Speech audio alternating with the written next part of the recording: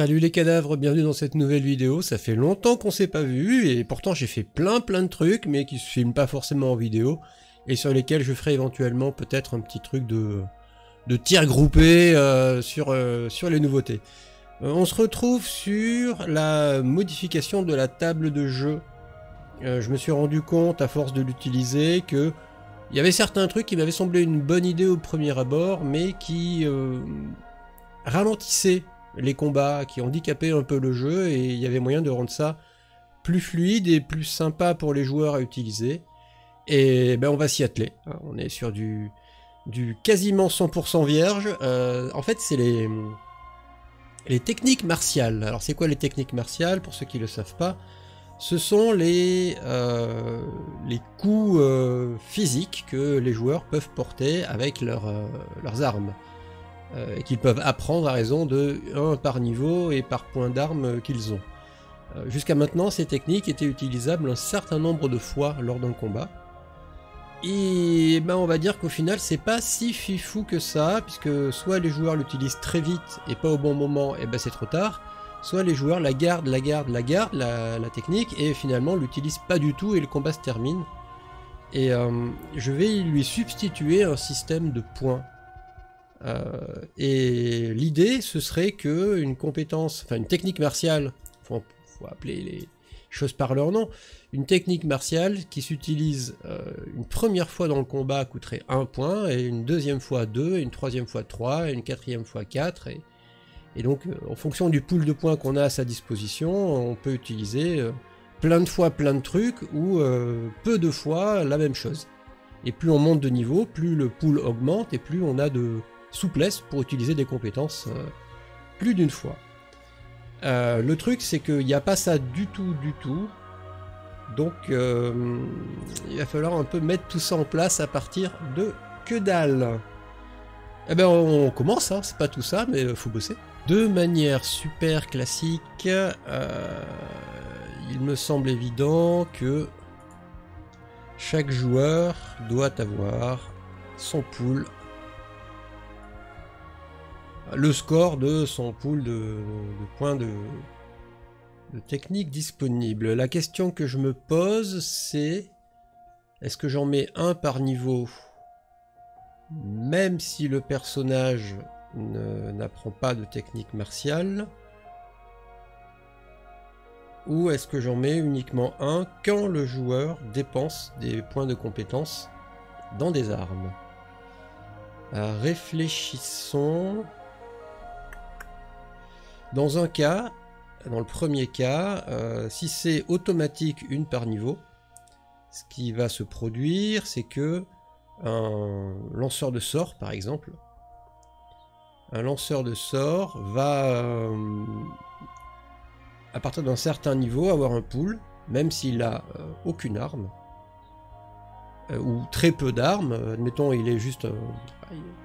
pour rigoler, il a acheté un point en dague, donc il a une technique martiale de dague, et quand il monte de niveau, ça veut dire qu'il va pouvoir spammer sa technique parce qu'il a des points.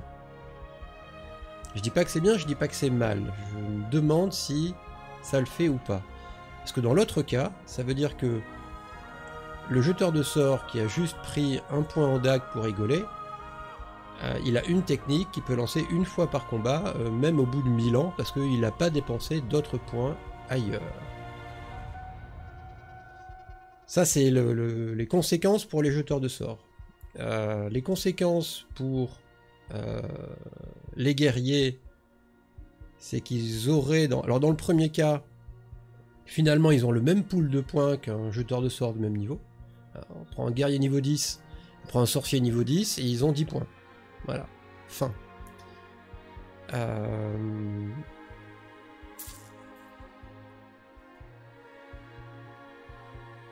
C'est une bonne question en fait. C'est une bonne question, faut pas faire n'importe quoi.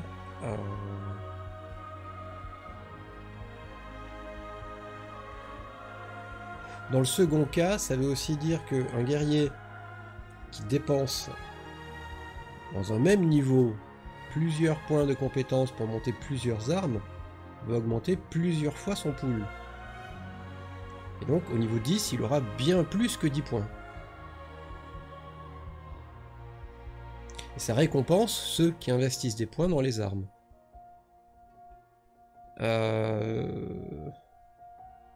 En vrai, je vais partir sur le deuxième truc. Je vais partir sur le deuxième truc. Le deuxième truc.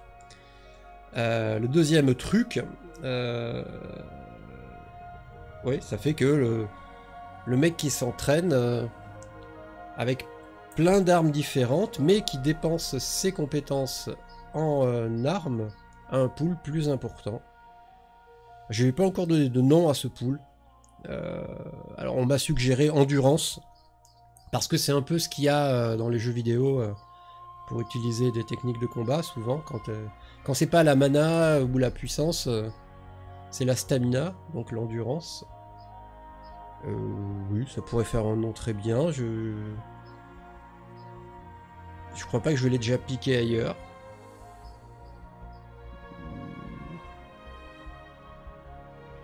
Faisons ça. De toute façon, il sera toujours temps de changer le nom, hein, mais...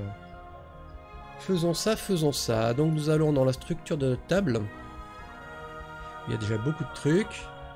Et nous allons ajouter une colonne après dévotion, que nous allons appeler endurance, qui est forcément un int. On s'en fout de la valeur. On s'en fout de la valeur par défaut, ça s'incrémente pas.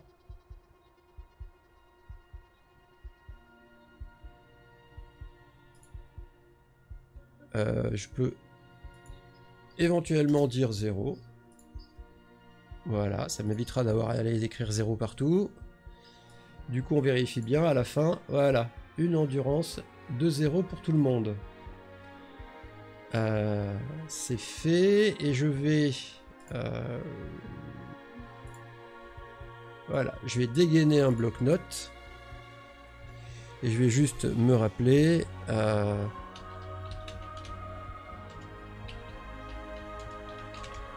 voilà. Que c'est là et que c'est comme ça. Et très bien. C'est très bien. On est très heureux. On est très très heureux.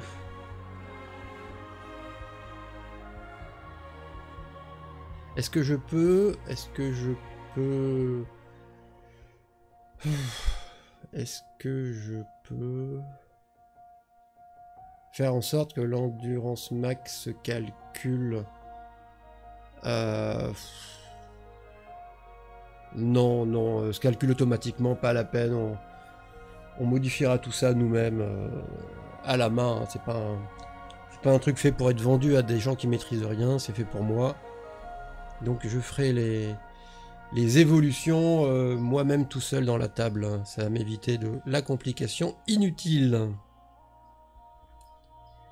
Maintenant.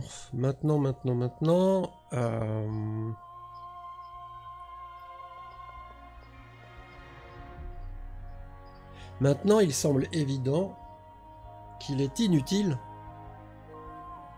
Il est inutile d'avoir la même technique plusieurs fois. Avant, si je voulais lancer 2 fois une technique dans le combat, il fallait que je la rachète pour l'avoir niveau 2. Maintenant, il suffit que je l'achète une fois.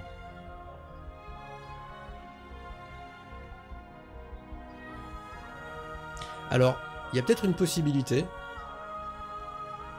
Ça serait laisser les compétences, j'arrête de dire le mot compétence, laisser les techniques martiales être achetables plusieurs fois. Mais ça voudrait dire que quand on l'achète une deuxième fois, ça n'augmente pas le nombre de fois où on peut l'utiliser, mais par exemple, ça pourrait augmenter l'effet de la compétence, de la technique martiale. Ça pourrait être intéressant. Ça pourrait être intéressant, sauf que, ça veut dire qu'à terme... Attends, ah, je suis pas sûr, parce que ça veut dire que du coup, il faut gérer la puissance de la technique sur 3 niveaux, sur 3 paliers différents. Il y a des techniques. Je vois pas comment tu les améliores, vu que leur effet est déjà assez puissant. Donc ça serait créer des effets ultra giga puissants et donc compliqué à gérer puisque le joueur pourrait les utiliser plusieurs fois. Donc non, on va complètement bannir le achetable plusieurs fois Et on va rester sur tu l'achètes une fois et son coût augmente quand tu l'utilises plusieurs fois. Maintenant...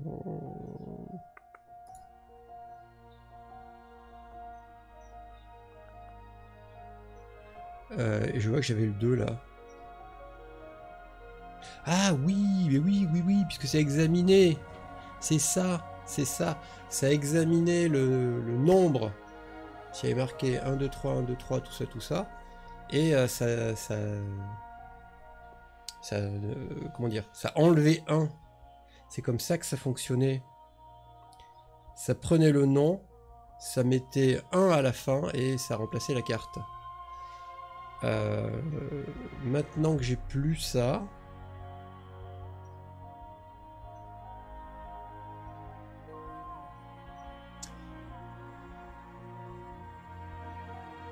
Et ça mettait 1. S'il y avait 3, ça mettait 2. S'il y avait 2, ça mettait 1. S'il y avait 1, ça vidait la place. Ce que je vais faire, c'est que...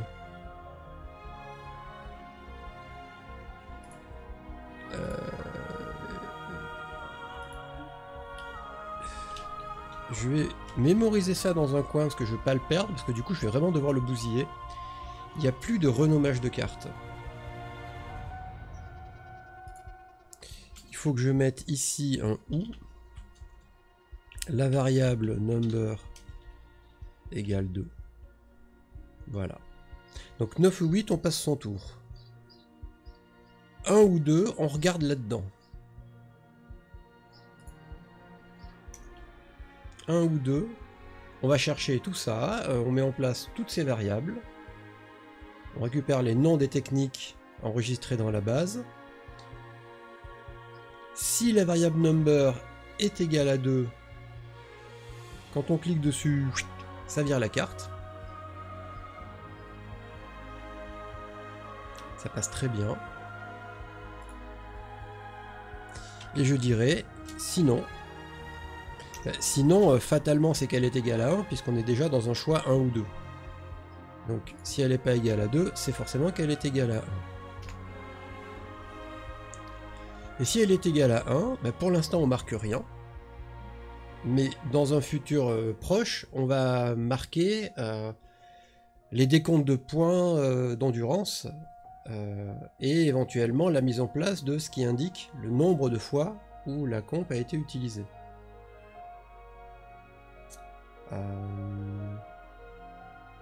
Ce qui va pas être d'une évidence crasse à faire, je pense qu'il va falloir forcément une base de données qui liste chaque compétence du jeu, avec en face le nombre de fois où le joueur 1 l'a utilisé, le joueur 2 l'a utilisé, le joueur 3 l'a utilisé.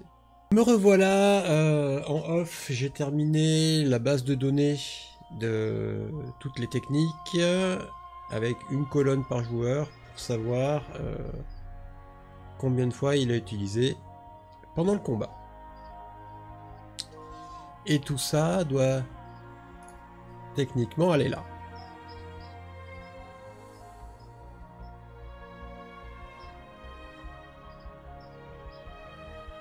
Ça ne répertorie pas les compétences uniques, puisque les compétences uniques, ça les vire.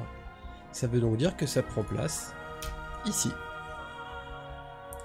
Ça prend place ici. Ça veut dire que ici...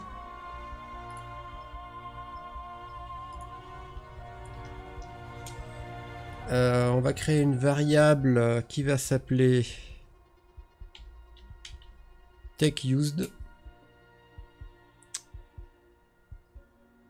TechUsed et where TechName égale comp, je suppose. Non, name. Name. Techniquement, ça va aller me sélectionner la valeur de la colonne ID. J'ai une colonne 1, une colonne 2, une colonne 3. De la table technique à la ligne où la colonne TechName s'appelle comme la comp.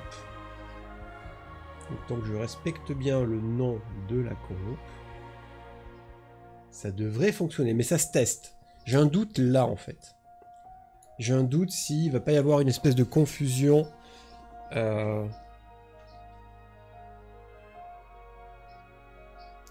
Parce que la variable ID est un nombre. Est-ce qu'il faut pas que je la convertisse Est-ce qu'il faut pas que je la convertisse comme ça en fait? J'ai un doute. On va checker 100 et s'il faut on mettra. Pour l'instant on va faire le principe et une fois que ça marchera pas, on cherchera bien pourquoi ça marche pas. Chaud chaud chaud. C'est franchement si ça marche je suis content. J'ai un doute, hein. J'ai vraiment un gros doute. Tout ce que je veux c'est que ça incrémente ça de 1. C'est-à-dire que du coup je lui dis que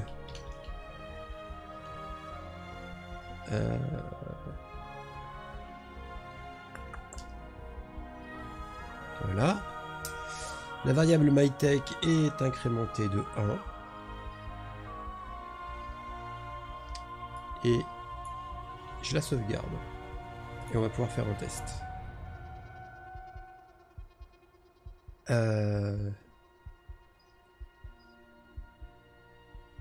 Donc update technique.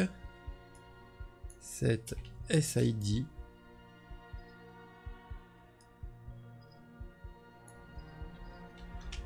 Égale SMyTech. Where TechName égale SName.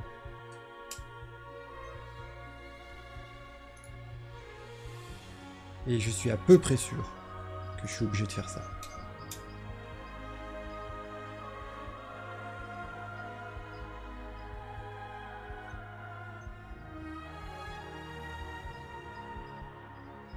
Techniquement, si je clique sur une carte qui se termine par la variable 1, ça doit ajouter un point dans la colonne du joueur qui a cliqué dessus. Ça fonctionne pour les cartes se terminant en 1. Je lui indique de choisir la colonne J plus le numéro du joueur, donc J1, J2, J3. Il va chercher dans la colonne en question, que ce soit J1, J2 ou J3, dans la table technique, à l'endroit où la colonne TechName contient le nom de la compétence. Il récupère un chiffre.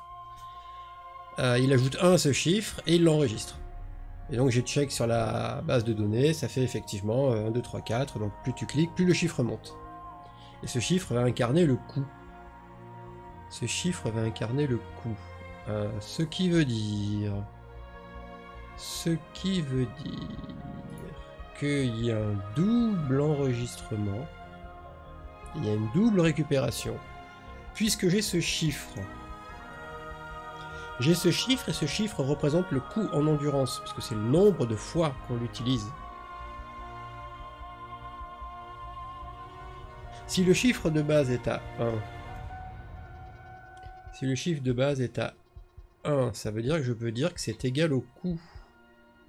Ou non, je peux utiliser myTech. myTech c'est le coût. Parce que la première fois que tu l'utilises, tu pars de 0, tu ajoutes 1, donc tu as 1, donc myTech. À ce moment-là, myTech c'est le coût. Ce qui veut dire que...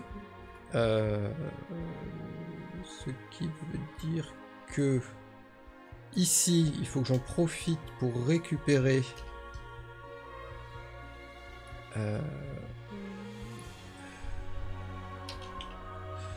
l'endurance. Donc select endurance from Carac where ID égale ID. Voilà. On récupère les points d'endurance. On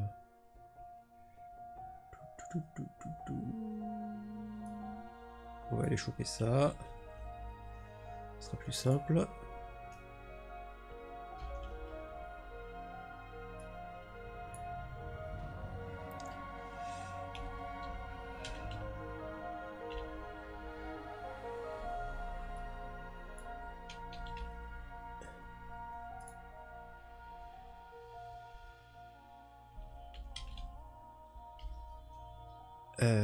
Et on va réduire ça à sa plus simple expression.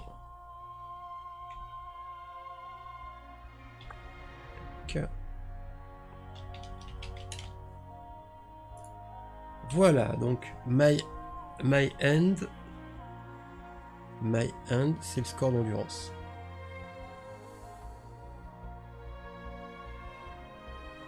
My end, c'est le score d'endurance.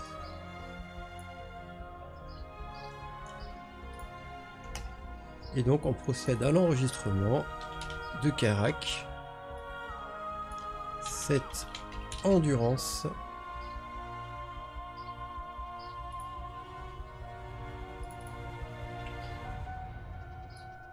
ID égale SID. Donc là tout est en place. Il faut juste qu'on fasse le petit calcul.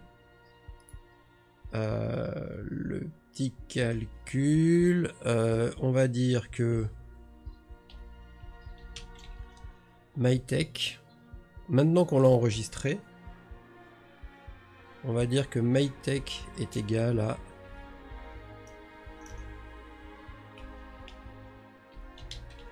MyTech plus MyEnd. Donc le chiffre d'utilisation, je l'ajoute au chiffre de l'endurance et je l'enregistre. L'endurance va donc se mettre à augmenter.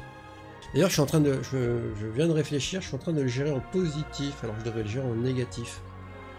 Ça devrait être un pool qui descend et pas qui monte. Ça veut dire que ici, c'est pas ça. C'est ça. Tu réduis l'endurance. Tu pars pas de 0 pour monter. Tu pars du pool d'endurance et tu le réduis. Et ça sera moins con. Ok. Et ici. Moins 1. Tout simplement. Alors donc je disais, quand le pool arrive à 0, c'est-à-dire imaginez par exemple, il me reste un point d'endurance et je clique sur une compétence que j'ai déjà utilisée, donc elle va me coûter 2 points. Soit je gère automatiquement l'impossibilité,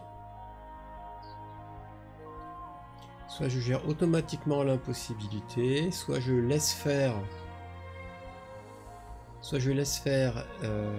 et je génère un effet négatif, c'est-à-dire que quelqu'un pousserait au-delà de ses limites, un truc d'évanouissement, non, ça serait chaud en fait, parce que ça serait juste une maladresse que le mec clique. C'est pas une volonté de sa part, c'est une maladresse, il a cliqué, il n'avait pas assez de points. Donc il faudrait mieux le gérer ici en fait. Moi je dirais, la meilleure façon de le gérer sans être lourd, c'est que concrètement ça va mettre un pool d'endurance négatif, et le simple fait de le voir va nous indiquer que la Karak n'est pas partie. On va gérer ça verbalement. Plutôt que de faire tout un tremblement de comparaison et d'effets spéciaux pour le dire. C'est tout. Quand ton pool d'endurance est négatif, c'est que ta comp elle n'est pas partie. Point barre. Tout simplement. Ok. Comme ça on n'a pas à le gérer en programmation. On va faire un truc. On va décaler ce qu'on a dit au début. Les techniques uniques, ça va pas être 2, ça va être 7. Voilà. Technique unique, 7. Pourquoi? Parce que je veux me libérer.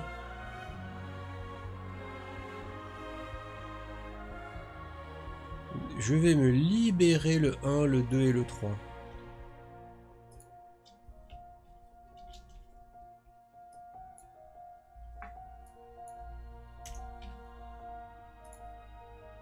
Je vais me les libérer. Ah ouais, j'ai complètement chié. Oui, vas-y, peut-être. Je vais me libérer ça. En fait, je vais les utiliser pour remplacer le visuel de la carte.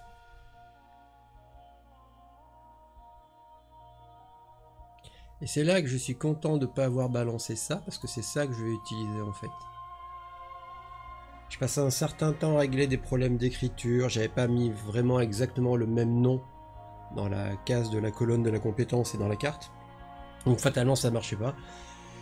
Nous y sommes, j'ai simplifié un petit peu le code de changement de carte, qu'en fait il était ultra redondant, donc je l'ai raccourci de 3 possibilités très détaillées en une seule possibilité qui s'applique à tout le monde, avec les différences qui sont juste ici, en fonction de est-ce que c'est la première, deuxième ou troisième fois qu'on utilise la carte. Le nombre de fois où une carte est utilisée s'incrémente bien. Donc on va ici spécifier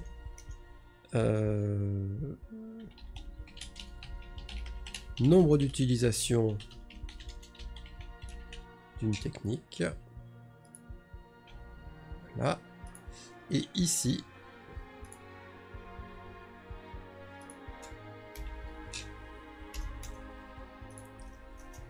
nous avons le coût.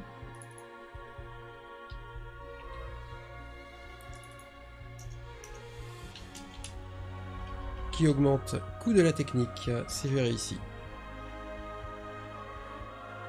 Donc c'est géré, j'ai besoin de 3 exemplaires de chaque carte et c'est bien parce que jusqu'à maintenant j'avais besoin de 3 exemplaires mais pour le cas où les gens les achetaient 1, 2 ou 3 fois, alors que maintenant ça reflète le coût et pas le nombre d'utilisations, donc j'ai rien à refaire.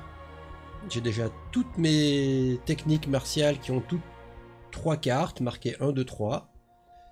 C'est super bien en vrai. Ça fait beaucoup de boulot en moins. Il reste plus qu'à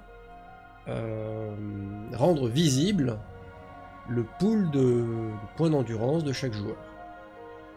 Et il va falloir trouver un endroit sympathique. Alors on peut partir du principe que comme les cartes ne sont visibles que quand le joueur fait apparaître l'interface de combat, on peut le foutre dans l'interface de combat. Comme ça, il ne gênera pas visuellement. Vous voyez, le mettre à côté du mana en bas de la page, pas besoin, puisque finalement, ça n'apparaît que pour les cartes et les lancements de sorts. Je me demande même si on pourrait pas le mettre carrément au-dessus des cartes. Alors peut-être pas, parce qu'en vrai, au-dessus des cartes, on commence à rentrer visuellement sur le champ de bataille.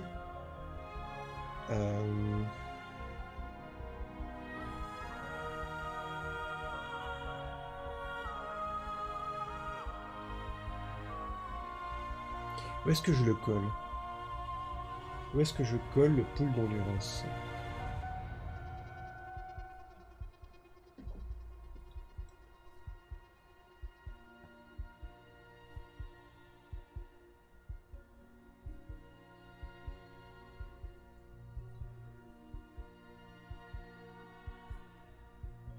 Dans le rack avec les cartes, mais pas au-dessus. Sur la gauche. Ouais, a priori sur la gauche. Alors vous voyez pas, moi je suis en train de me battre. Vous voyez, je vais vous le mettre. Voilà. En gros, je pense ici. Là, et quand on fait disparaître les cartes, bah, le truc il disparaît aussi, donc il n'est pas gênant. Faisons ça, faisons une espèce de de se faire à la Diablo, vous montrer ça en plusieurs petites étapes. La première étape, c'est ma feuille à moi, la feuille maître de jeu, où comme vous pouvez le voir en bas, il n'y a plus les informations de mana ultra jolies, la petite barre qui monte et qui descend, parce que ça prenait de la place. Et qu'en vérité, maintenant, j'ai 40 000 informations à avoir de visu. Donc, j'ai balayé tout ce qui est mana dans une petite case en bleu à côté du portrait. Et juste en dessous, vous avez les points d'endurance, en fait, qui servent à lancer les techniques. Donc, je peux les surveiller d'ici. J'ai un rappel de ce qui reste à mes joueurs. Et ça se met à jour de manière tout à fait classique. Et ça libère un peu d'espace, parce que c'est vrai que les jauges de mana, autant pour les joueurs qui en voient qu'une, pourquoi pas faire un truc joli, autant pour moi maître de jeu qui est censé toutes les voir, autant faire juste un chiffre, ça sera plus facile à gérer. Du coup, après réflexion, j'ai inclus dans le script de nuit, le script qui fait que les gens dorment, en plus de la récupération des points de vie, de la baisse de la fatigue, la récupération des points d'endurance. Ce qui veut dire que le total, le pool de points d'endurance que les joueurs ont, ne se reset pas à chaque combat. Les joueurs vont se fatiguer tout au long de la journée. Ça veut dire que s'il y a un combat tôt le matin, et qui donne tout, ben forcément ils auront moins d'impact dans les combats futurs. Les combats c'est fatigant. Ça veut donc dire aussi qu'un personnage expérimenté a un énorme pool d'endurance, et donc c'est pas qu'il peut balancer 40 000 techniques martiales dans un combat, c'est qu'il peut tenir plusieurs combats dans la journée, sans être crevé en étant toujours efficace. C'est là que va se faire une bonne grosse différence. Sinon je reste sur 3 techniques maximum par round de combat. Il n'y a toujours que 3 places au-dessus des portraits. Une fois que le joueur a lancé ses 3 compétences du round, bah, c'est fini pour ce round là, même s'il a encore des points ou des possibilités. Ça évite des trucs trop débiles. What else? Bah, pas grand chose en plus. On va aller voir sur une fiche de joueur. Table du joueur 1. Si j'ouvre son carnet de balles, voilà ce que vous avez. Vous avez pour l'instant donc le deck de cartes qui est vide. Vous avez l'indication de son score d'endurance, plutôt visible. Et pour la petite démo, vous allez voir que si je vais chercher ses talents à la dague, si je clique sur dague feinte, ça me rajoute la carte dague feinte. Jusque là c'est plutôt magique, hein. Si je reclique dessus, ça la vire de mon deck. Jusque là tout fonctionne bien. Si j'utilise dague feinte une fois, comme c'est la première fois, elle va me coûter 1 point, donc théoriquement je devrais voir le 7 devenir un 6. Voilà, ça tombe bien. Et le rack apparaît au-dessus de mon perso, visible par tout le monde, où on m'indique que le joueur vient de lancer cette technique-là. Et vous voyez que dague feinte est devenu 2, le petit 2 en haut. Ça veut dire que si là maintenant je le relance, je l'aurais lancé pour la 2e fois, et au lieu de me coûter 1 point d'endurance, il va me coûter 2 points. Typiquement, je le relance, je ne suis plus qu'à 4 points, et ma technique feinte est devenue niveau 3. C'est pas qu'elle est niveau 3, mais c'est que si je clique dessus, ça sera la 3e fois que je la lancerai. Ça va donc me coûter 3 points, ce qui fait que mon endurance va baisser à 1, et la carte va disparaître. Parce que on n'a pas le droit de lancer plus de 3 fois la même technique dans un combat. Voilà, il me reste 1 point pour le reste de la journée. J'ai fait 3 feintes, je suis hyper fort, hyper doué, tout ce que vous voulez. Maintenant je suis complètement crevé et j'espère qu'il n'y aura pas d'autres combats pendant la journée. Ça ressemble à ça. Je sais pas encore si je vais autoriser justement ce que je viens de faire en fait. Je sais pas encore si je vais autoriser plusieurs fois la même technique au cours d'un round de combat. Honnêtement, je suis pas convaincu. Je pense que il y a certaines techniques, alors il faudrait que je les passe tout en revue, mais prenez-en une par exemple classique. Il y a une technique libre qui s'appelle charge. Charge rajoute 2 cases de déplacement si un adversaire à l'arrivée. Bah, il se passe quoi si je lance 3 charges? Enfin, vous voyez, c'est dire un peu n'importe quoi. Et plutôt que de faire alors certaines j'ai droit, puis certaines j'ai pas droit, et après devoir fliquer lesquelles j'ai droit, lesquelles j'ai pas droit, je pense du coup que je vais m'arrêter sur pas 2 fois la même technique dans le même round de combat. Ça me semble assez logique en vrai. Voilà, petit détail qui était bien relou en fait à mettre en place. Alors attention, ça va tout péter, parce que comme j'ai pas réinitialisé les points de compétence, ils vont tomber dans le négatif. Si je mets feinte, et que je la lance une fois, elle passe à feinte 2. Et j'ai eu le petit bug qui était que, si là je voulais l'enlever de mon deck, j'allais cliquer sur la comp, sauf que, entre temps, la comp elle avait changé de nom, elle s'appelle feinte 2. Or, mon listing de techniques, lui, il y a marqué feinte 1, donc il considérait qu'il n'y avait pas la même technique, et donc il rajoutait dans une autre carte feinte 1. Et donc j'avais feinte 2 et feinte 1 dans le même deck. Donc j'ai dû faire un petit script qui enlève le 2 ou le 1, qui vérifie juste qu'il y a marqué feinte en gros, quoi. Ce qui fait que maintenant, si je clique dessus, ça m'enlève bien feinte 2, même si le listing a feinte 1. Voilà, comme ça c'est réglé. Moi je pars du principe que voilà, à partir du moment où je vois s'afficher un moins quelque chose dans le pool d'endurance d'un joueur, je vais lui dire bah non seulement ta technique elle fait rien, mais de surcroît t'es complètement crevé pour le reste du combat et de la journée du reste. On a à peu près tout résolu du coup. Alors, le joueur 1 c'est comme ça parce que techniquement il n'a pas de sort. Donc, il n'y a pas trop de problème à afficher différents trucs. Et si je vais voir le joueur 3, particularité d'avoir à la fois des techniques martiales et à la fois des sorts. Voilà à quoi ressemble son deck de joueur 3. Il a 2 icônes, une à gauche avec l'endurance, une à droite avec le mana. Et le mix se passe plutôt bien, c'est-à-dire que quand il rentre des techniques martiales, elles se mettent comme prévu, ce qui est plutôt cool. Quand il rentre des sortilèges, ils se mettent aussi. Le fait de cliquer sur un sortilège ne provoque pas ni la montée de niveau du sortilège, ni sa disparition du paquet de cartes, ce qui était le truc prévu. Alors que le fait de cliquer sur parade nous fait bien passer à parade 2 et commence bien à enlever les points d'endurance. Donc le fait d'avoir les 2 systèmes dans un seul personnage fonctionne.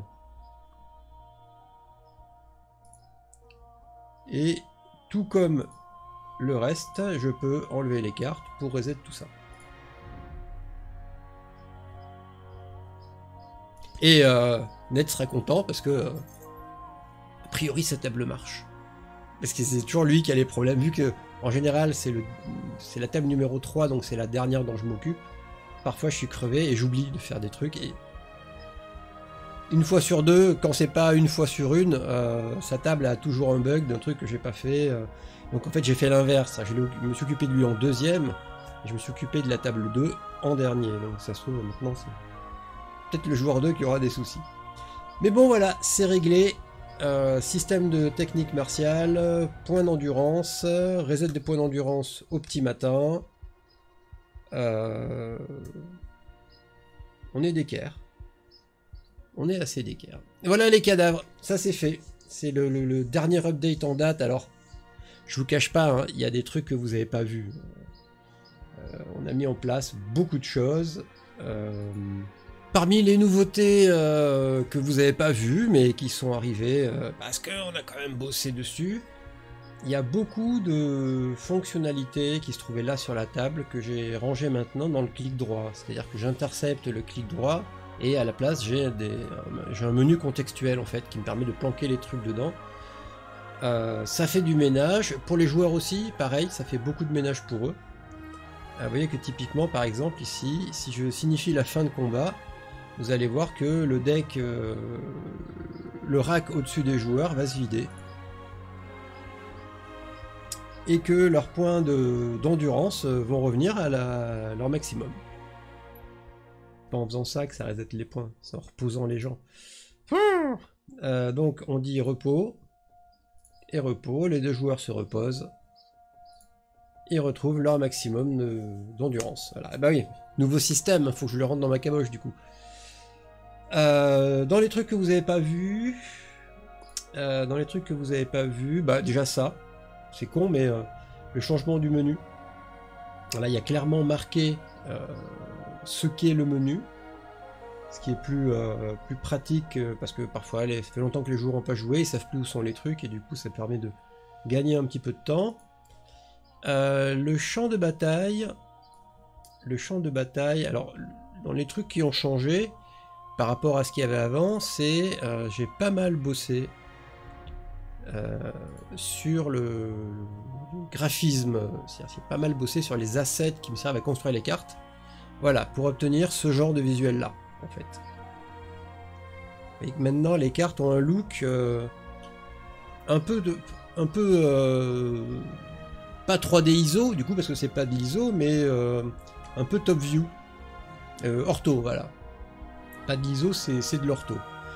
Un peu Zelda, si vous voulez, si on devait résumer. Ce qui est franchement plutôt cool, ça rend bien mieux que vraiment que vu d'en haut avec des toits. Ça a demandé quand même pas mal de travail. Alors j'ai fait quelques tilsets d'avance, mais le fait est que je devrais normalement passer beaucoup de temps pour avoir en soute beaucoup de tilsets différents, et je ne l'ai pas encore fait, et c'est pas bien. Il faut vraiment que je le fasse. C'est vraiment pas bien. Mais voilà, le rendu est plutôt sympathique. Bah, le plan de ville, je ne sais pas si je me suis vraiment attardé avec vous. Le plan de ville, bah, c'est le truc magique, hein, c'est notre carte du monde actuel, où donc il y a la ville dans son ensemble, que vous avez peut-être pu voir en jeu déjà, où il y a les noms des auberges dans lesquelles le joueur vont. Sur le côté, vous avez des clics qui vous amènent directement à l'endroit indiqué. Donc plus mes joueurs découvrent de lieux, plus je complète la carte au fur et à mesure qu'ils progressent. Et sur le côté, ici, vous avez des marqueurs, voilà, que je peux faire apparaître, disparaître et que je peux déplacer. Un marqueur des joueurs groupe, qui est ici, que je vais remettre dans leur auberge favorite, et sinon des marqueurs pour joueurs séparés, que eux ne voient pas, c'est-à-dire que si moi je les fais pas apparaître, eux les ont pas en vue.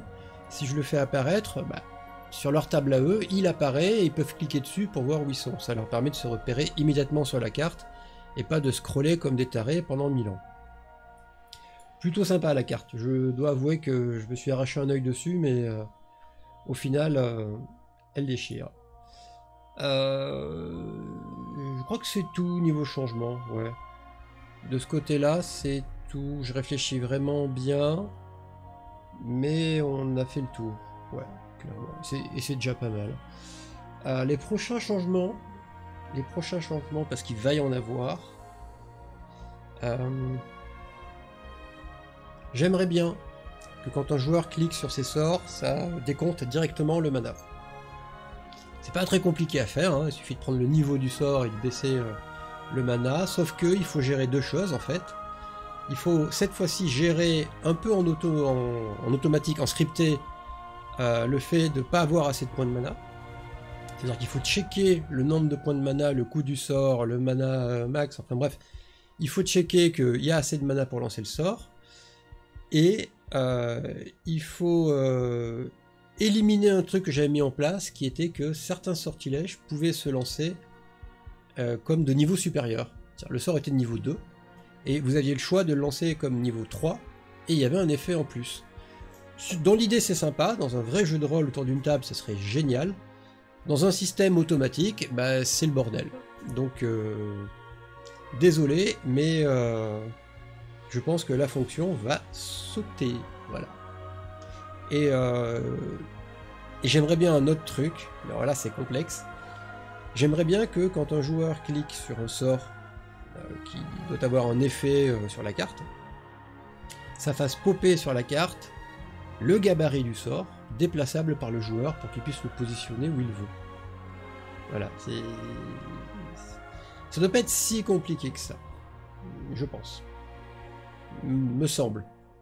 Ou par exemple un sort d'invocation, que ça fasse popper la créature invoquée et que le joueur puisse la déplacer.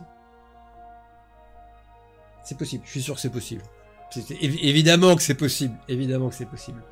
Allez les cadavres, bon jeu à vous, que vous jouiez, rendez-vous peut-être in-game, même si je joue pas beaucoup en ce moment. Ciao!